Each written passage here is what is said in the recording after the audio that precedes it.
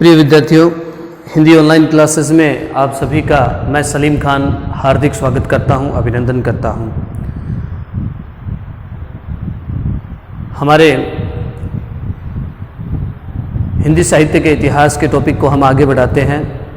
हमने हिंदी साहित्य का इतिहास का प्रारंभ किया और उसमें हमने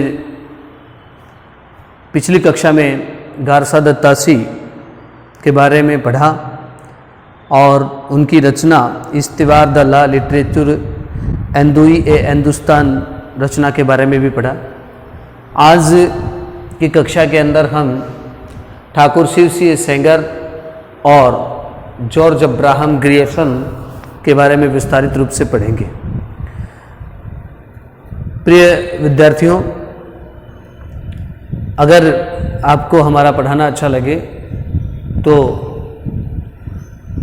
वीडियो को ज़्यादा से ज़्यादा लाइक करें, अपने मित्रों में शेयर करें और चैनल को सब्सक्राइब करें। बेल आइकन को दबाना न भूलें, क्योंकि जैसे ही हम आपको नए वीडियो उपलब्ध करवाएंगे तो उसके माध्यम से आपको एक नोटिफिकेशन जारी होगा और उस नोटिफिकेशन के माध्यम से आप हमारे उस वीडियो को देख सकते हैं। तो शुरुआत करते हैं हम आज की कक्षा की, और आज की कक्षा में हम पढ़ेंगे ठाकुर शिव सिंह सेंगर के बारे में। ठाकुर शिव सिंह सेंगर हिंदी भाषा में हिंदी साहित्य इतिहास लिखने वाले सर्वप्रथम इतिहासकार थे। यानी हिंदी भाषा में हिंदी साहित्य का इतिहास लिखने वाले सर्वप्रथम प्रसिद्ध भारतीय इतिहासकार की अगर हम बात करें तो प्रसिद्ध भारतीय इतिहासकार जो है वो ठाकुर शिव सिंह सेंगर है, जिन्होंने हिंदी साहित्य को हिंदी भाषा के अंदर सर्वप्रथम लिखा। और इनके जो रचना है जिसमें इन्होंने, देखो वैसे इस बात के ऊपर हिंदी भाषा में हिंदी साहित्य इतिहास लिखने वाले सर्वप्रथम इतिहासकार ठाकुर शिव सिंह सेंगर है, ऐसा माना जाता है। लेकिन कुछ समीक्षकों के अनुसार श्री महेश दत्त शुक्ल, कुछ समीक्षकों का मानना ऐसा भी है कि श्री महेश दत्त शुक्ल जो हैं वो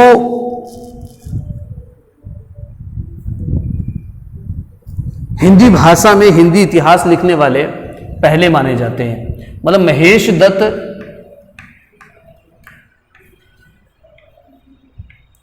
शुक्ल जो हैं इनको भी हिंदी भाषा में हिंदी का इतिहास लिखने वाले सर्वप्रथम इतिहासकार के रूप में जाना जाता है। लेकिन हम आचार्य रामचंद्र शुक्ल के अनुसार अगर बात करें तो ठाकुर शिव सिंह सेंगर को ही हम मानेंगे। इनकी भाषा काव्य संग्रह के नाम से 1873 में प्रकाशित हुई थी। भाषा काव्य संग्रह के नाम से महेश दत्त जी की 1873 में प्रकाशित हुई थी।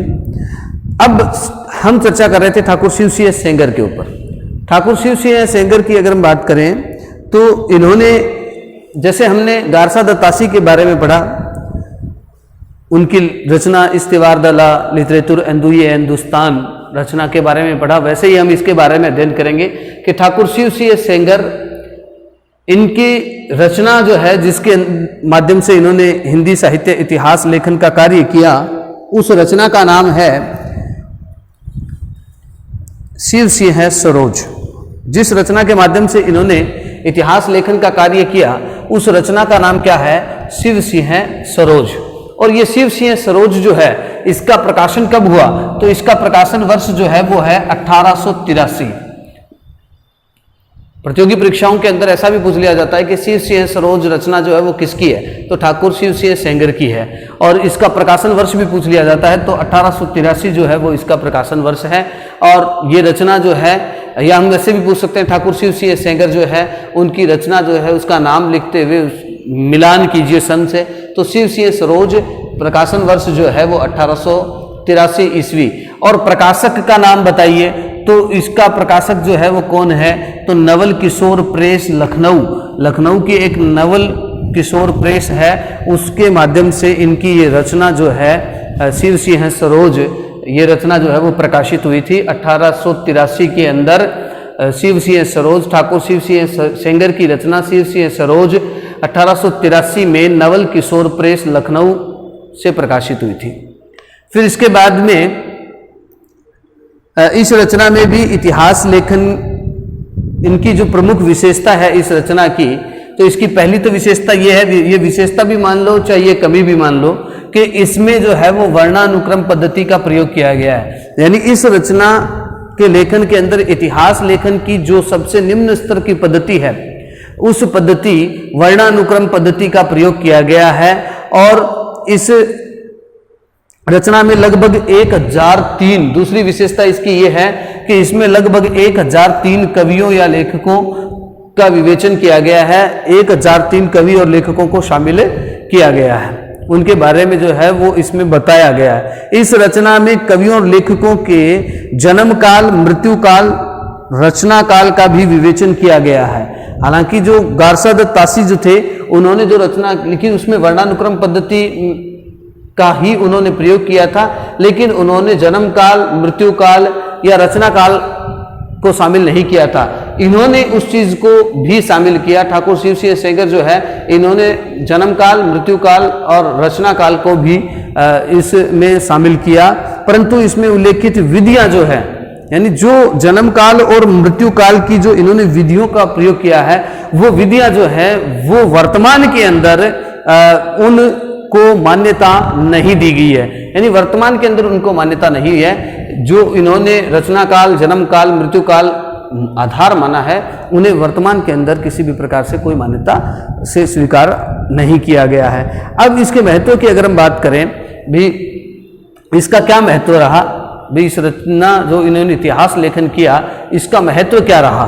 तो अगर इसके महत्व की हम बात करते हैं तो इस रचना में तात्कालीन समय तक उपलब्ध हिंदी की समस्त जानकारियों को एक जगह रखने का सराहनीय प्रयास किया गया, जिसके कारण इनके परिवर्तित इतिहासकारों को सामग्री जुटाने के लिए इधर उधर नहीं भागना पड़ा। मतलब इन्होंने जो जितना किया उसका फायदा ये हुआ, उसका महत्व ये हुआ कि इनके बाद जो भी इतिहासकार आए उनको जो है वो इधर उधर भागने की आवश्यकता नहीं पड़ी सामग्री जुटाने के लिए। यानी इतिहास लेखन का कार्य जिसने भी इनके बाद किया, उनको जो है वो इधर उधर से परिवर्तित इतिहासकार जो भी हुए हैं, उन्हें इधर उधर से सामग्री जुटाने की आवश्यकता नहीं पड़ी है।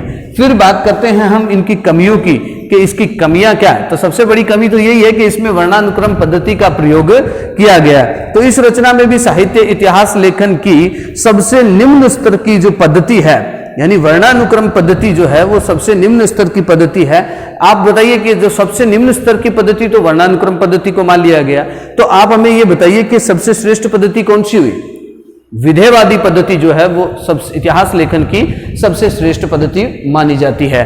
तो एक तो कमी इसकी ये हो गई कि इसके अंदर भी इतिहास लेखन की सबसे जो निम्न स्तर की पद्धति है उसको इसमें शामिल किया गया है। दूसरी इसकी कमी ये होगी कि इस रचना में काल विभाजन का कोई भी प्रयास नहीं किया गया है। यानी इस रचना के अंदर काल विभाजन का कोई प्रयास नहीं किया गया, ये भी इसकी कमी रह गई है। इस रचना में जन्म काल आदि की तिथियों को तथ्य के बिना ही केवल कल्पना के आधार पर लिखा गया है। यानी जन्म काल की जो तिथियां हैं उनका कोई तथ्य नहीं है, उसका तथ्य कुछ भी नहीं है। बिना किसी तथ्य को आधार मान करके और सिर्फ काल्पनिक रूप से जो है वो उनको शामिल किया गया है।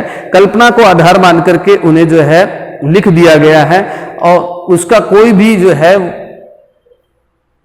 आधार नहीं है। सारांश के तौर पर अगर हम बात करें, अब ये महत्व, कमियां, विशेषता देख ली हमने, महत्व देख लिया, इसकी कमियां देख ली। अब इसका सारांश क्या है, मतलब कुल मिलाकर के बात क्या उभर करके आई, इस रचना से क्या फायदा या किस प्रकार से क्या फायदा रहा, क्या नुकसान रहा, उसका सारांश क्या रहता है। तो ये कहता है कि उपयुक्त कमियां रह जाने के कारण इस रचना को भी वर्तमान में इतिहास पुस्तक के रूप में मान्यता नहीं दी गई है। यानी इस रचना को भी, मतलब इससे पहले जो गारसा दत्त तासी की जो रचना थी, इस्तिवार द ला लिटरेचर एंदुई ए हिंदुस्तान, उसको भी इतिहास लेखन के रूप में एक मान्यता नहीं मिली थी। इतिहास लेखन की पुस्तक के रूप में उसको मान्यता नहीं मिली, तो उसी प्रकार से इसको भी मान्यता नहीं दी गई। और उसमें आचार्य रामचंद्र शुक्ल जो थे, उन्होंने उस पुस्तक को वृत्त संग्रह कहकर के पुकारा था। आचार्य रामचंद्र शुक्ल ने जो है गारसा दत्त तासी की जो पुस्तक थी उसको, इतिहास लेखन की, उसको वृत्त संग्रह कहकर के पुकारा था, तो इसको भी उन्होंने क्या कहा, इस रचना को भी आचार्य रामचंद्र शुक्ल जो हैं, आचार्य रामचंद्र शुक्ल ने जो है इस रचना को भी केवल वृत्त संग्रह कह करके पुकारा है। यानी इसको भी इन्होंने क्या कहा, वृत्त संग्रह गारसा द ताशी के द्वारा जो लिखी गई इस्तेवार द ला लिटरेचर एंदुई ए हिंदुस्तान, उसको भी उन्होंने केवल वृत्त संग्रह कह करके पुकारा, और इस रचना को भी इन्होंने वृत्त संग्रह ही मात्र कह करके पुकारा है। अब ये है हमारे ठाकुर शिव सिंह सेंगर की बात हुई। अब बात करते हैं हम 3 नंबर पे आ जाते हैं, जॉर्ज अब्राहम ग्रियर्सन। यानी इतिहास लेखन का जो अगला क्रम है जिसने प्रयास किया वो है जॉर्ज अब्राहम ग्रियर्सन। अब देखिए, जॉर्ज अब्राहम ग्रियर्सन जो है उन्होंने हिंदी साहित्य का इतिहास लिखा, और डॉक्टर किशोरीलाल गुप्त कहते हैं, डॉक्टर किशोरीलाल गुप्त ये कहते हैं कि सच्चे अर्थों में हिंदी भाषा का इतिहास लिखने के सर्वप्रथम इतिहासकार जो है वो कौन है, जॉर्ज अब्राहम ग्रियर्सन है। यानी जॉर्ज अब्राहम ग्रियर्सन के बारे में डॉक्टर किशोरीलाल गुप्त के अनुसार सच्चे अर्थों में हिंदी भाषा के सर्वप्रथम इतिहासकार जॉर्ज अब्राहम ग्रियर्सन ही माने जाते हैं। ऐसा कौन कहता है, डॉक्टर किशोरीलाल गुप्त कहते हैं। फिर उसके बाद अब हम बात करते हैं, ऐसा तो इन्होंने कहा है डॉक्टर किशोरीलाल गुप्त ने। अब बात करते हैं इनकी रचना की। तो जॉर्ज अब्राहम ग्रियर्सन की जो रचना है जिसके माध्यम से इन्होंने हिंदी साहित्य का इतिहास लिखने का प्रयास किया, उस रचना का नाम क्या है, तो उस रचना का नाम है the Modern Vernacular Literature of Northern Hindustan. ये इनकी रचना है जॉर्ज अब्राहम ग्रियर्सन की, the Modern Vernacular Literature of Northern Hindustan. इस रचना के माध्यम से इन्होंने हिंदी साहित्य का इतिहास लेखन का प्रयास किया, जिसका प्रकाशन वर्ष जो है वो है 1888। 1888 ईस्वी के अंदर इन्होंने इसका प्रकाशन किया। और इसके प्रकाशक कौन थे, इसकी प्रकाशक है the Royal Asiatic Society of Bengal. The Royal Asiatic Society of Bengal के द्वारा जो है इसका प्रकाशन किया गया। किसका, the Modern Vernacular Literature of Northern Hindustan. इसका प्रकाशन जो है वो 1888 के अंदर the Royal Asiatic Society of Bengal ने किया, जिसके इतिहासकार जो है वो जॉर्ज अब्राहम ग्रियर्सन है। यानी जॉर्ज अब्राहम ग्रियर्सन के द्वारा जो the Modern Vernacular Literature of Northern Hindustan नामक ऐतिहासिक पुस्तक लिखी गई हिंदी साहित्य के इतिहास के बारे में, उसका प्रकाशन 1888 में the Royal Asiatic Society of Bengal के द्वारा इसका प्रकाशन किया गया। अब देखो 1888 ईस्वी में यह रचना the Royal Asiatic Society of Bengal के द्वारा प्रकाशित एक पत्रिका के विशेषांक के रूप में आती थी। यानी ये एक 1888 में Royal Asiatic Society of Bengal की एक पत्रिका में एक विशेष अंक के रूप में जो है वो प्रकाशित होती थी। लेकिन 1889 ईस्वी में एक स्वतंत्र पुस्तक के रूप में इसका प्रकाशन हुआ। यानी इसका प्रकाशन 1888 ही माना जाएगा, लेकिन 1888 के अंदर ये the Royal Asiatic Society of Bengal के अंदर एक पत्रिका के अंदर एक विशेष अंक के रूप में प्रकाशित होती थी। इसका वास्तविक प्रकाशन जो है वो 1889 ईस्वी में एक अलग से पुस्तक के रूप में जो है ये छपी। तो ऐसा भी इसका प्रकाशन जो है वो 1889 भी माना जाता है, लेकिन हम जो है वो 1888 ही, अगर परीक्षा में पूछा जाता है तो 1888 को ही सही मानेंगे, क्योंकि सर्वप्रथम तो 1888 में ही, चाहे विशेष अंक के रूप में ही प्रकाशित क्यों ना हो, लेकिन 1888 में ही इसका प्रकाशन हुआ the Royal Asiatic Society of Bengal के द्वारा। अब इसकी विशेषताओं की अगर हम बात करें तो ये जो the Modern Vernacular Literature of Northern Hindustan ऐतिहासिक पुस्तक जो है हिंदी साहित्य की, इसकी मूल भाषा तो अंग्रेजी थी। यानी मूल भाषा क्या थी इसकी, अंग्रेजी थी इसकी मूल भाषा। और 1957 के अंदर डॉक्टर किशोरीलाल गुप्त ने जो है वो इसको हिंदी में रूपांतरित किया।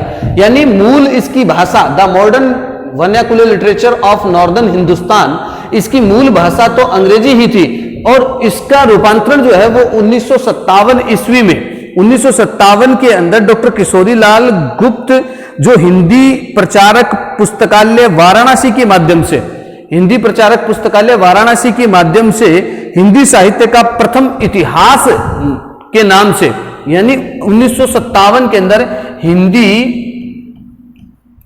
साहित्य का इतिहास, हिंदी साहित्य का इतिहास नाम से इन्होंने इस पुस्तक को the Modern Vernacular Literature of Northern Hindustan, जो जॉर्ज अब्राहम ग्रियर्सन के द्वारा मूल अंग्रेजी भाषा के अंदर लिखी हुई थी, जिसका हिंदी रूपांतरण 1957 में डॉक्टर किशोरीलाल गुप्त ने हिंदी साहित्य का इतिहास नाम से किया।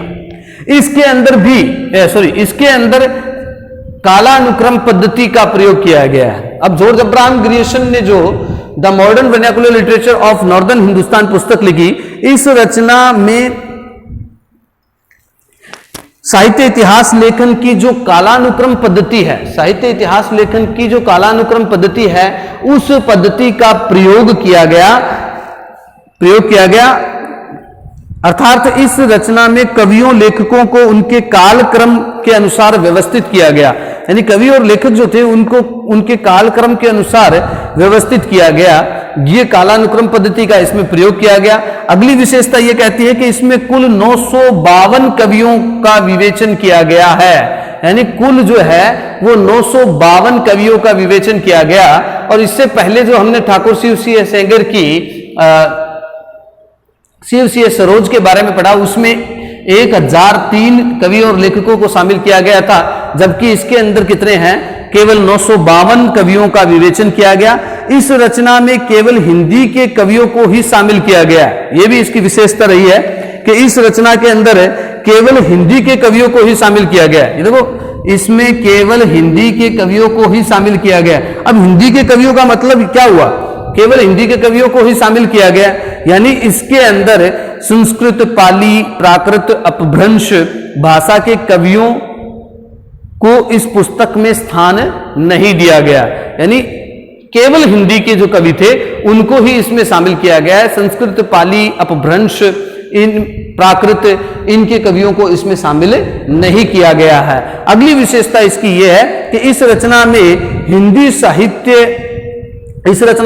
साहित्य के संपूर्ण विकास क्रम को, हिंदी साहित्य का जो संपूर्ण विकास क्रम है उसको इन्होंने 4 भागों में विभाजित कर दिया है, यानी इन्होंने 4 भागों में इसको विभाजित किया। पहला है चारण काव्य, दूसरा है धार्मिक काव्य, तीसरा है प्रेम काव्य और चौथा है दरबारी काव्य। यानी इस प्रकार से इन्होंने 4 चरणों में हिंदी साहित्य इतिहास के विकास क्रम को विभाजित कर दिया, जिसमें पहला है चारण काव्य, दूसरा है धार्मिक काव्य और तीसरा है प्रेम काव्य, चौथा है दरबारी काव्य। यानी इस प्रकार से इन्होंने 4 भागों में इसको विभाजित कर दिया।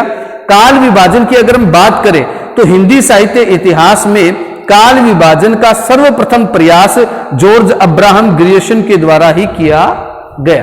यानी अगर हम बात करें काल विभाजन की, कि काल विभाजन, तो काल विभाजन का सर्वप्रथम प्रयास जो है,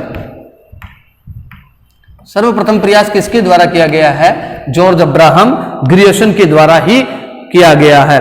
इन्होंने अपनी इस रचना को कुल 12 अध्यायों में विभाजित किया है, यानी इन्होंने ये जो अपनी रचना है इसको कुल, ये जो रचना है the Modern Vernacular Literature of Northern Hindustan, इस रचना को इन्होंने कुल 12 अध्यायों में विभाजित कर दिया।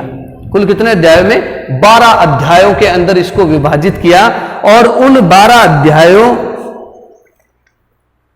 को निम्नानुसार बांट दिया। पहला है उसमें चारण काल, दूसरा है 15वीं शताब्दी का धार्मिक पुनर्जागरण काल, तीसरा है जायसी की प्रेम कविता, चौथा है ब्रज का कृष्ण संप्रदाय, 5वां है मुगल दरबार, 6ठा है तुलसीदास, 7वां है रीति काव्य, 8वां है तुलसी के अन्य परिवर्तित कवि, और 9वां है 18वीं शताब्दी, 10वां है कंपनी के शासन में हिंदुस्तान, 11वां है महारानी विक्टोरिया के शासन में हिंदुस्तान और 12 है विविध। इस प्रकार से जो है 12 अध्यायों के अंदर इसको इन्होंने विभाजित कर दिया।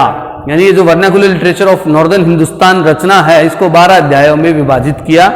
अत्यधिक लंबा काल विभाजन होने के कारण अब ये इसकी मतलब अलग अलग 12 अध्यायों के अंदर विभाजित कर दिया, 4 चरणों में विकास क्रम को बांट दिया, तो ये अत्यधिक लंबा हो गया, बहुत ज्यादा लंबा हो गया। और अत्यधिक लंबा काल विभाजन होने के कारण इस काल विभाजन को वर्तमान में मान्यता नहीं दी गई है। मतलब ये अत्यधिक लंबा हो गया, इसलिए इसको भी मान्यता नहीं दी गई। ठाकुर शिव सिंह सेंगर को भी मान्यता, इसमें भी इस इतिहास लेखन को भी मान्यता नहीं दी गई और इसको भी मान्यता नहीं दी गई है। तो ग्रियर्सन के, अब बात यह है कि ग्रियर्सन, इसको मान्यता तो नहीं दी गई, लेकिन ग्रियर्सन ने जो है वो 3 महत्वपूर्ण कार्य किए हैं। कौन कौन से? जॉर्ज अब्राहम ग्रियर्सन ने हिंदी साहित्य के क्षेत्र में अगर हम बात करें, विशेष रूप से हिंदी साहित्य के क्षेत्र में इन्होंने 3 महत्वपूर्ण कार्य या 3 महत्वपूर्ण जो रचनाएं जो है वो इन्होंने दी है, जिसमें पहली तो है the Modern Vernacular Literature of Northern Hindustan जो आप लिखा हुआ है नामक पुस्तक की रचना, जो 1889 में, और दूसरी है भारतीय भाषाओं का सर्वेक्षण। इन्होंने भारतीय भाषाओं का सर्वेक्षण भी किया है, और भारतीय भाषाओं का सर्वेक्षण मतलब पहली रचना तो ये होगी इनकी, ये इनकी देन है। दूसरी, भारतीय भाषाओं का इन्होंने सर्वेक्षण किया और उन भारतीय भाषाओं का सर्वेक्षण करके उसके बारे में उन्होंने the linguistic survey of India, the linguistic survey of India 1902 ईस्वी, ये रचना जो है इन्होंने लिखी, जो भारतीय भाषाओं को आधार मान करके लिखी गई है। और तीसरी जो इनकी महत्वपूर्ण रचना है वो तुलसी का वैज्ञानिक अध्ययन 1886 से लेकर के 1921 तक, 1886 से लेकर के 1921 तक जो है वो तुलसीदास के ऊपर इन्होंने तुलसी का वैज्ञानिक अध्ययन नाम से जो है वो रचना लिखी। अब इनकी अन्य विशेषताओं की अगर हम बात करें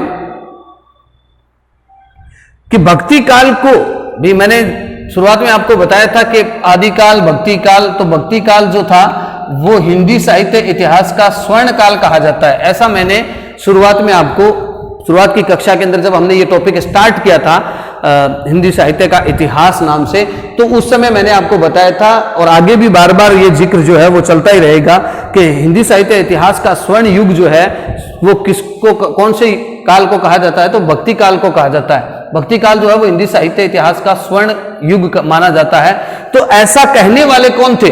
तो ऐसा कहने वाले जॉर्ज अब्राहम ग्रियर्सन थे। यानी जॉर्ज अब्राहम ग्रियर्सन वो व्यक्ति थे जिन्होंने भक्ति काल को हिंदी साहित्य का स्वर्ण काल कहा। इन्होंने हिंदी भाषा को अंग्रेजों के द्वारा आविष्कृत भाषा भी कह करके पुकारा है। यानी इन्होंने हिंदी भाषा को क्या कहा? इन्होंने ये भी बात कही है, भक्ति काल को स्वर्ण युग भी कहा, और दूसरा इन्होंने कहा कि हिंदी भाषा जो है वो अंग्रेजों के द्वारा हिंदी भाषा का आविष्कार किया गया है, अंग्रेजों के द्वारा आविष्कृत भाषा है हिंदी भाषा। ऐसा कहने वाले भी कौन है? जॉर्ज अब्राहम ग्रियर्सन है। तो सारांश के तौर पर अंतिम पड़ाव पर बात यह आती है कि जॉर्ज अब्राहम ग्रियर्सन की इस रचना को भी वर्तमान में इतिहास पुस्तक के रूप में मान्यता नहीं दी गई है। यानी ये जो पुस्तक है the Modern Vernacular Literature of Northern Hindustan, वर्तमान में इसको भी ऐतिहासिक पुस्तक के रूप में, हिंदी साहित्य का इतिहास लिखने की पुस्तक के रूप में इसको मान्यता नहीं मिली है। तो आचार्य रामचंद्र शुक्ल ने इस पुस्तक की आलोचना करते हुए इसको बड़ा वृत्त संग्रह कहा है। यानी आचार्य रामचंद्र शुक्ल ने गारसा दत्त तासी और ठाकुर शिव सिंह की पुस्तक को तो क्या कहा? केवल वृत्त संग्रह कहकर के पुकारा कि वृत्त संग्रह है। और यहां जो the Modern Vernacular Literature of Northern Hindustan George Abraham Grierson की जो रचना है, इसको इन्होंने कहा है बड़ा वृत्त संग्रह। इन्होंने कहा बड़ा वृत्त संग्रह, यानी बड़ा वृत्त संग्रह कहकर के इसको आचार्य रामचंद्र शुक्ल ने पुकारा है। तो ये थे आज के ठाकुर शिव सिंह सेंगर और जॉर्ज अब्राहम ग्रियर्सन के बारे में। अगली कक्षा के अंदर हम जो है मिश्र बंधुओं के बारे में चर्चा करेंगे। तो आप हमसे जुड़े रहें और ज़्यादा से ज़्यादा वीडियो को लाइक करें, शेयर करें, कमेंट करें और चैनल को सब्सक्राइब करना न भूलें। शुक्रिया, धन्यवाद।